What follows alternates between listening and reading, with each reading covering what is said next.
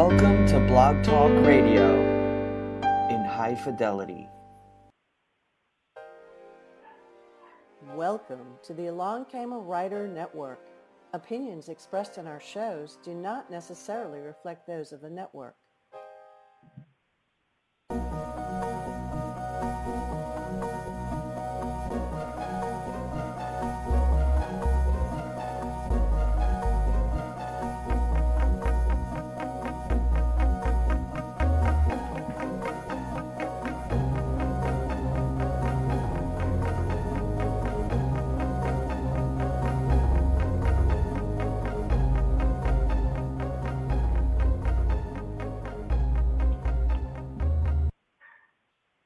Welcome to Chat Noir, Mystery and Suspense. I'm your host, Linda Kozar, and today I'm going to be interviewing Dr. Richard Mabry, who writes medical suspense.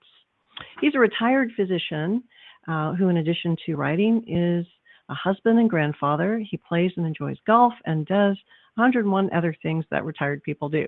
He got into non-medical writing after the death of his first wife with this book, The Tender Scar, Life After the Death of a Spouse. He's continuing to write medical suspense with heart, and his novels have been finalists in the ACFW Carol Award, Romantic Times Best Inspirational Novel, and the Reviewer's Choice Award. He's won the Selah Award and been named by Christian Retailing as the best in the mystery suspense thriller category.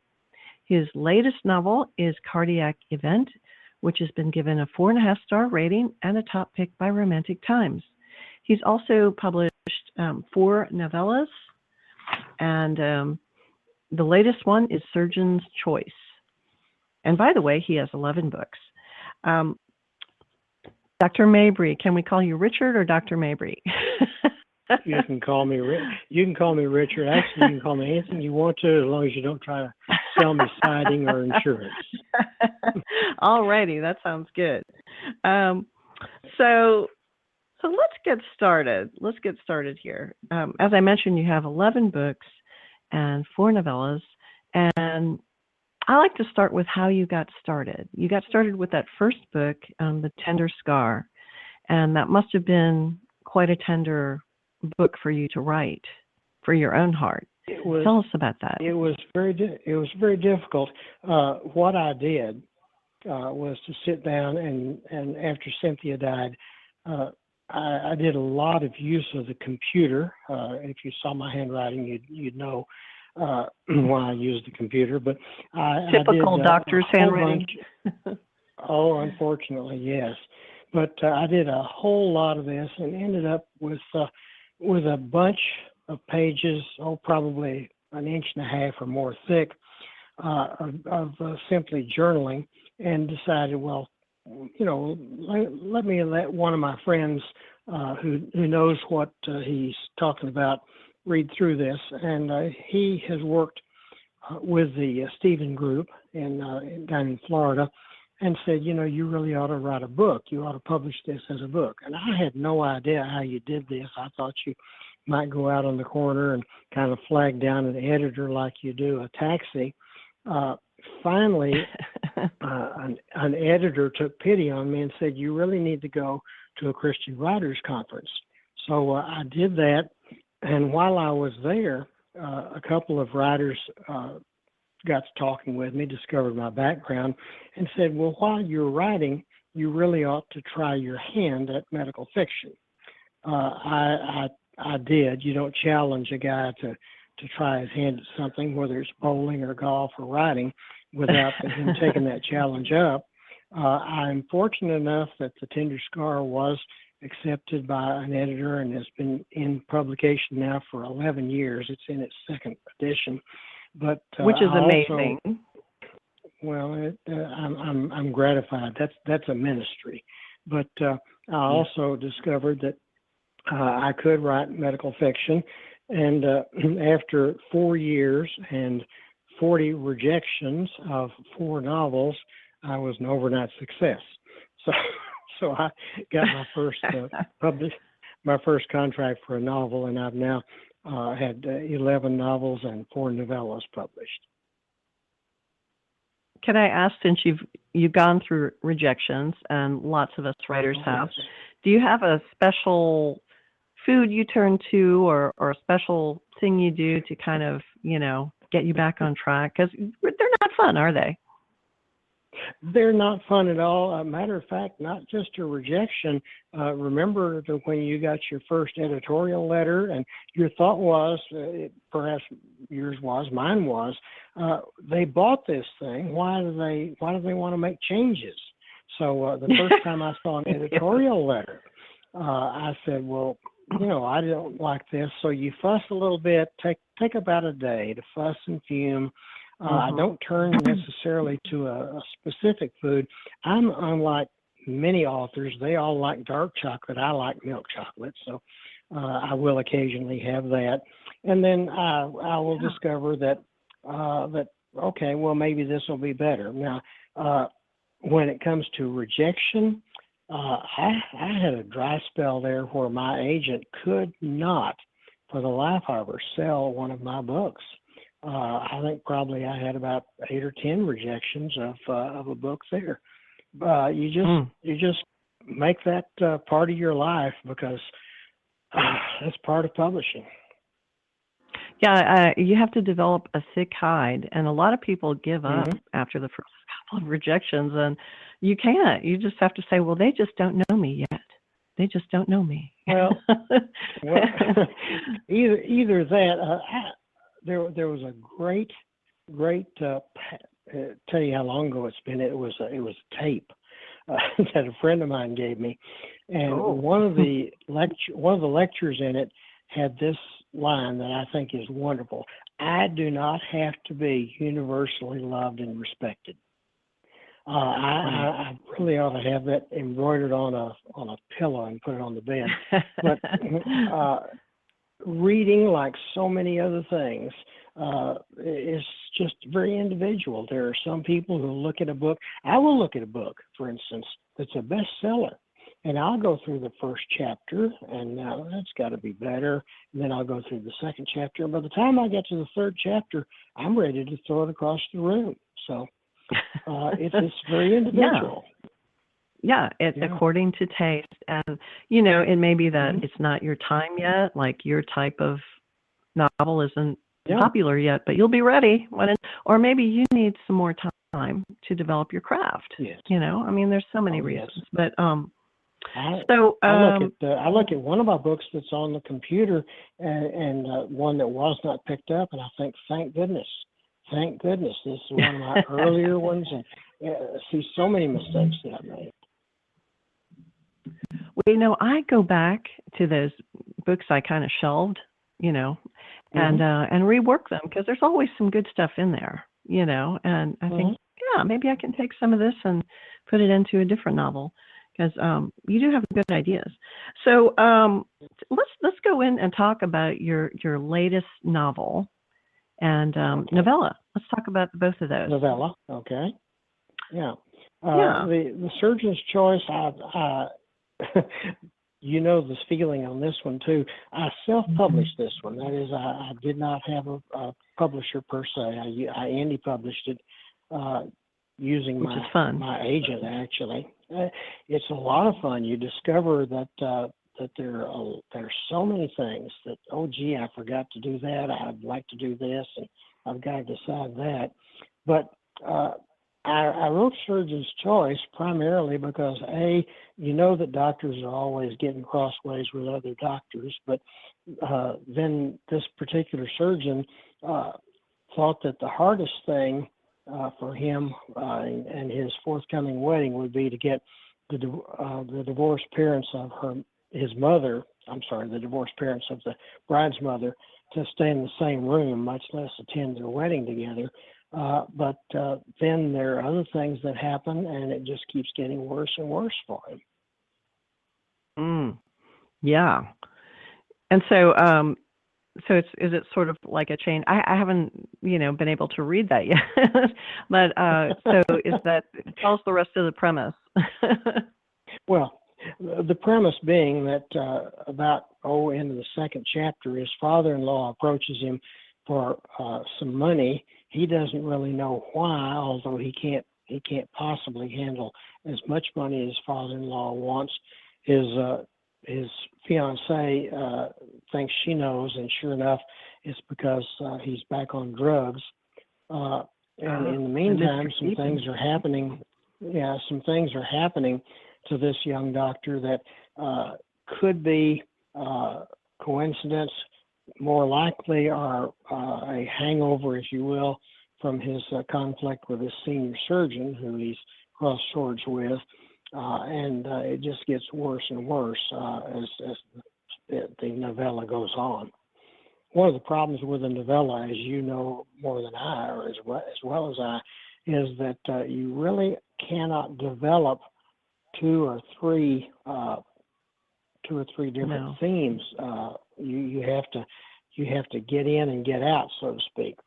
And I sometimes think it's harder to write a novella than it is to write a novel, especially a long novel. I agree, because you can't develop characters as much as you would like to, but it's also a good exercise in writing something very tight. Great.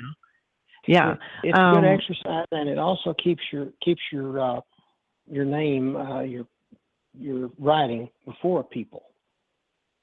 Well, I'll throw in one other thing that I did as an experiment, because I indie write and also, write traditionally, have some books coming out with Dayspring. But, you're a hybrid.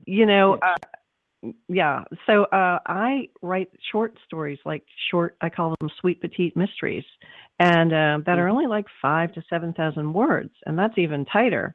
But that's been fantastic, and one every month. And that's just been fantastic. So there's so much you can do as an indie writer that you can't do traditionally. So where do you get ideas for medical suspense? Was it from your personal experience or from other doctors you've talked to? And because writers get ideas everywhere. This came purely and simply from my imagination. But Al Gansky taught me at one of the first writing conferences I went to ask the question, what if? And, I look at a situation and think, what if? Sometimes out of the blue, I'll think, what if a young doctor is about to get married for the first time, his wife's parents are divorced, they're a problem, then he gets into trouble because he testified against an older physician at the medical center where he practices, and this doctor doesn't seem to forget. What if all those things happen to hit at one time, kind of the perfect storm?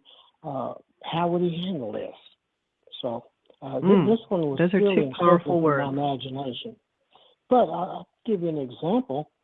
When I was still active and at the medical school here in Dallas, I walked out one time late one afternoon, matter of fact, early one evening, to the parking garage, and I thought, boy, this would be a great place for a kidnapping. And the result of this was a stress test that begins with a physician being kidnapped, thrown into the trunk of his own car, and taken for a ride, but he doesn't know why. So, there are always chances. Yeah. There are always opportunities. Yeah. Now, can someone who doesn't have a medical background write in the medical suspense genre? Oh, yeah, they can. Now, the problem is most people like to hear the details of what a doctor does, what a nurse does. Right. Just as they like to hear details, they like to hear legal thriller. I love reading the works of John Grisham and some of the works of Jim Bell and Rick Acker, because they have the details. So if you are not conversant with that particular genre, you have to have a good source for the material that you write. But no, you can. It's just a lot more work. It's a lot more work. What really kind of frosts my flakes is to get the question that I often will get, well, I want an illness that does such and such, or what kind of an illness or a medical condition would give such and such. In other words, they write the story and then they want to know something that would fit.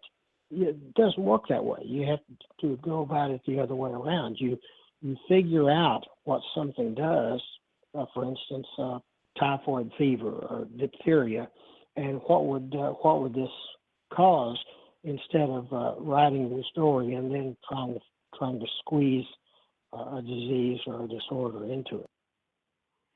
Have you ever thought, though, of doing that, like maybe a bioengineered sort of disease, or maybe taking something and weaponizing, some sort of disease and weaponizing it? Well, miracle drug, for instance,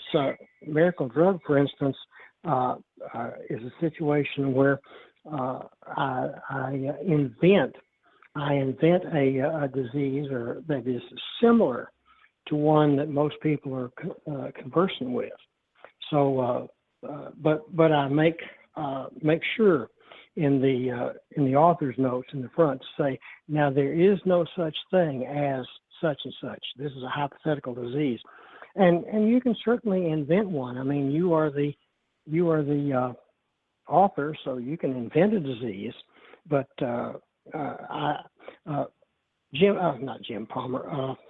Michael Palmer, who is now dead, used to invent diseases all the time, and that's perfectly legitimate, as long as you make it clear that that's what you want. It's what you're doing. Right. Well, I think the first medical suspense I ever read was Robin Cook, which was many years ago, who wrote Coma, and of course that was very popular, and that was, I think that for a lot of people, that was the first medical suspense they ever read. And it was frightening, but it was sort of, it fell into that realm of speculative fiction. Because I'll tell you a secret. The problem with Robin's writing is it's too scary for me. It really is. Yeah, it was. It was scary. Yeah, I write what I call sleep with the lights on suspense. I mean, sleep with the lights off suspense, rather. Some people say write like Robin, write sleep with the lights on suspense. Yeah. I still remember. Remember. Yeah, go ahead. No, keep going. When I was in the service, and before my family joined me, I served overseas in the Azores. So I was in the bachelor officers' quarters, and one evening I picked up a paperback of Agatha Christie's 10 Little Indians, and thought, well, I'll read a little bit of this. I stayed up all night reading that, and I slept with the light on afterward. So it was tough. Yes, what an inspiration, that book is. So I know you're an avid reader then. We don't have to answer that question then. You've read a lot. I read primarily mysteries, yeah. Well, nothing wrong with that. That's what I love too.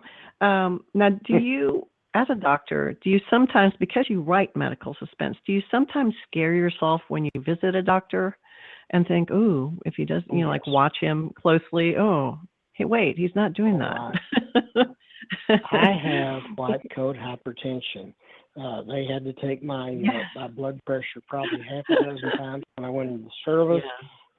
Just the other day when I had my cataract surgery, they had to take my blood pressure about 3 or 4 times, because it was always up.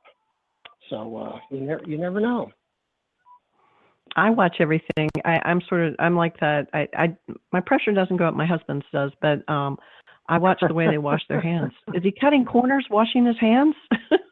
And of course now we're going through this flu epidemic, and that's even more cause for concern. Does that scare you? I mean, I've heard that you can catch it more than once, the same flu more than once. Well, there are, I don't remember the number now, but there's something like 26 or 30 different strains of flu. And each year they choose the ones that are likely to be involved the following year. Well, this year the injection is probably, the immunization is probably 20 to 30% effective. However, that's 20 to 30% that you don't have if you don't take it. So no, you can, and you can have it 2 or 3 times because you have a different strain each time. You could get H2N1, and then you could get a different one a week later. Yeah. Yeah, no fun. I don't know why my wife keeps calling me. Okay, go ahead. Now, I'm going to ask you, we're going to do a fun little lightning round in a little bit, but okay. What's next on your calendar, on your writing calendar? What ideas are you working on? I'm currently putting the finishing touches on a rewrite, and I bear down on rewrite because my first reader, my wife, said, your premise just doesn't work there. So I had written the whole blessed thing. So I rewrote it with a different premise, and I'm working on that one now. It's called Guarded Prognosis, and basically the hook, if you will, is that a doctor walks out and looks at his waiting room and sees 2 men who are waiting, who are obviously not patients, and they introduce themselves as DEA agents, Drug Enforcement Agency agents. And as if that isn't bad enough, he gets a call from his father, who's a surgeon in an adjacent town, who says that he's just gotten the word that he may have carcinoma of the pancreas. And his son starts talking to him about treatment. He says, no, I just want your help at taking my own life if this gets bad enough. So wow. And those are the 2 primary lines, yeah. Yeah. Wow. So that's what I'm writing, and yeah, I hope to have that out. I'm going to indie publish that one, and I hope to have it out by late this summer. And then I'm about halfway through a novella that I will publish in time for Christmas next year. That begins when a woman backs out of her driveway, a physician naturally backs out of her driveway and finds a body lying there. So that will be the next one. And so readers can find you on www.mabry.com. Richard, it's an R Mabry, yeah. And Mabry is yes. You do the R and then MABRY.com, and then you're on Facebook, yes. And you're on Twitter. Are you on Instagram? Have you made it there yet? I have a presence on it, but I never go there. I have to tell you this. Same thing with Pinterest. I visit Pinterest about once every 2 months or so. The problem, and you know this as well as I do, the problem is you cannot be everywhere and do everything on social media and still write. Right, but I'll tell you what, getting on Instagram was great because I reached a whole different generation of readers there. So that was pretty good. And well, I'll have to start going back to Instagram then. Okay. Okay, so hold on to your hat.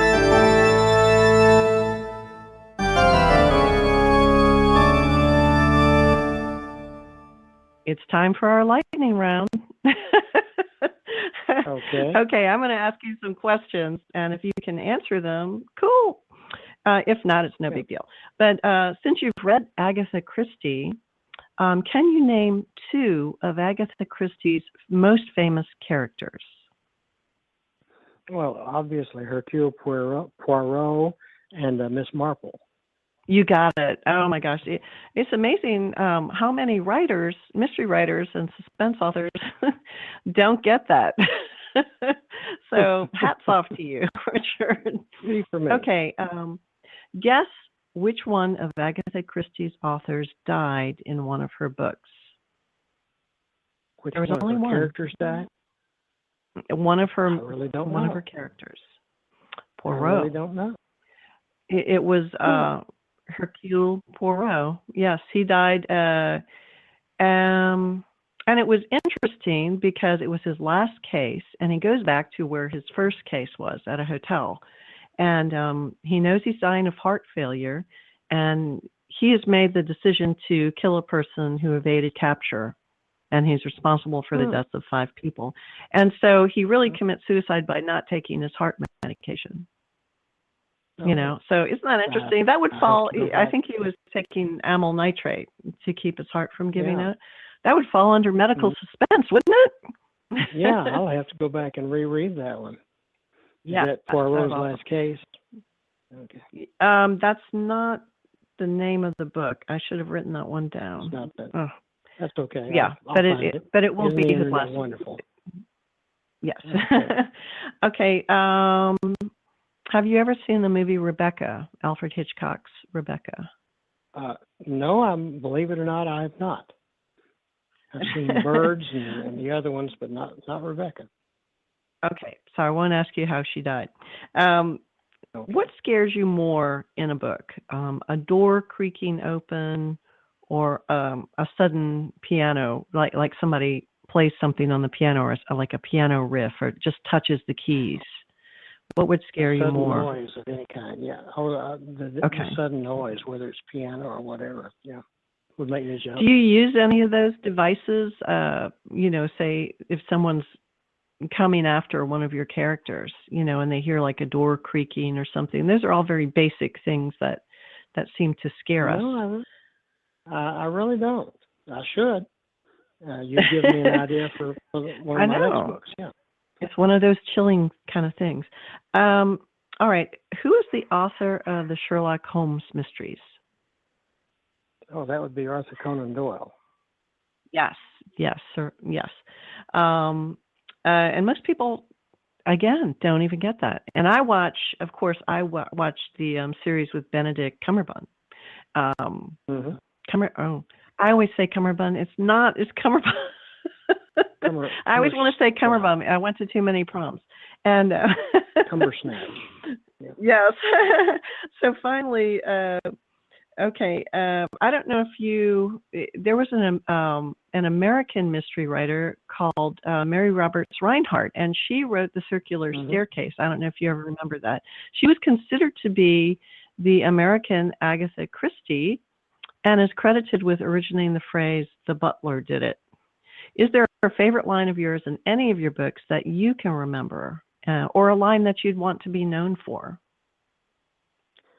Well, when you said that, the first thing that popped into my mind is that the writer Al Gansky, and a lot of people don't know a thing about Al Gansky, always uses the term tarmacadam. He always uses tarmacadam, the tarmac, in every one of his books. I don't know why, but if you look very carefully, you'll find that somebody is always either it's tarmacadam, which is an airplane or whatever. It's your signature line. Runway. See, and I think every author should have a signature line. One that I use a lot in my mysteries is something's not ringing up right at the register, when there's something wrong. Okay. And I just firmly believe everybody should have one. So that's, I stole this one. I've forgotten who wrote it originally, but one of the lines that I use frequently is, "He let out a breath he didn't know he was holding." Oh, yeah, that's... Well, gosh, Richard, it's been such a pleasure and having you. And you're going to have your second eye done, your second surgery. You have that Cadillac removed from your eye, right? No, I've had both of them done now. Second one was done. Okay, second so one was done yesterday. Okay, so I thought that was a pre-op or something yesterday. So you are all done. That's fantastic, and we wish you the best. And thank you. So thank you so much, and you'll have to come back when your next novel and novella, when they're both complete, and we'll talk about those. Look forward to it. I'll sure try to call you. Sure, I'll let you know. All righty. Okay. Thank you so much. I wish you the best. Bye-bye, Thank Richard. you, I appreciate it. Bye-bye.